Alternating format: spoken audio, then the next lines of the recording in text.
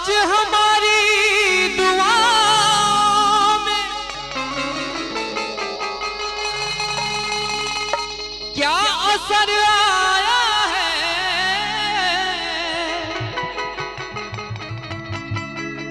आप आए हैं यहाँ चाँद निकल आया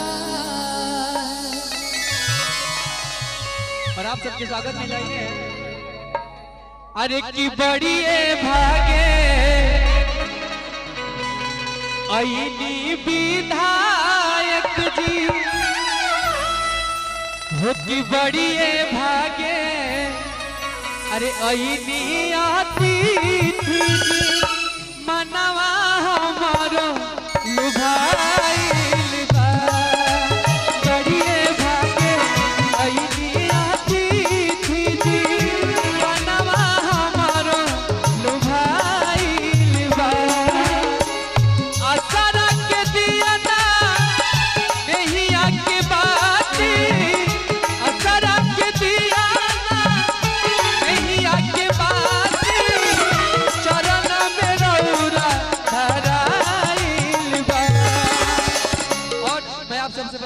कि हमारे विधायक जी और आदरणीय हमारे चाचा जी आले साहब पांडे जी, बड़े भैया विकास भैया, हमारे गुरु जी संगम भैया, आप सबका आशीर्वाद मुझे बचपन से ही मिलता आ रहा है और आज भी आप सबके सानिध्य में गा रहा हूँ, तो ये हमारा सौभाग्य है। और आज फिर से ये लाइनें सुनाने का अवसर मुझे प्राप्त हुआ है, तो मैं अपने आप को सौभाग्यशाली समझता हूँ और अपने बड़े भैया राजन द्विवेदी जी को मैं बार बार प्रणाम करता हूँ कि आपने ये अवसर दिया, इसके लिए बहुत बहुत धन्यवाद।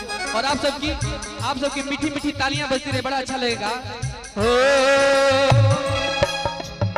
असर के दिया नहीं आके बाती, असर के दिया नहीं आके बाती, चरण में रौरा भराई बा।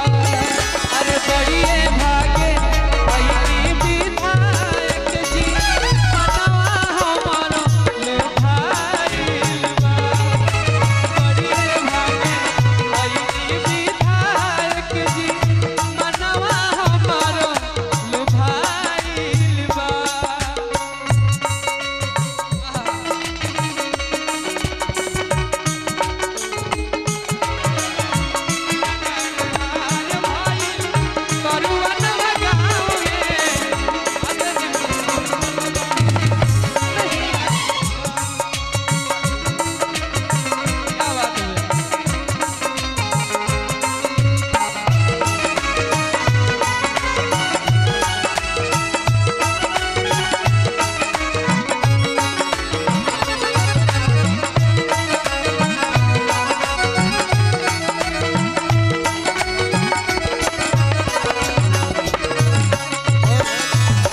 संकेत रिकॉर्डिंग स्टूडियो एक कंप्लीट म्यूजिक प्रोडक्शन कंपनी है और इसके ओनर हमारे गुरुतुल्य बड़े भैया राजन द्विवेदी जी की तरफ से ढेर सारा आशीर्वाद मुझे मिला है, इसके लिए बहुत बहुत धन्यवाद।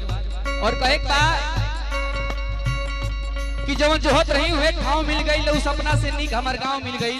ये तरुवनवा हमार गाँव बचपन से गाँव के आशीर्वाद हमके मिलेला कि जो जोहत रही विकास भाई, जो जोहत रही हुए ठाव मिल गई, लो सपना से नीक हमार गाँव मिल गई और तहीरा बन के दुनिया में चमकत रही, जे भैया के लोग के अचरा के छाव मिल गई। ये छाव में हम पोसाई वाली आशीर्वाद। और कहे आज तरुवनवा में आइल खुशहाल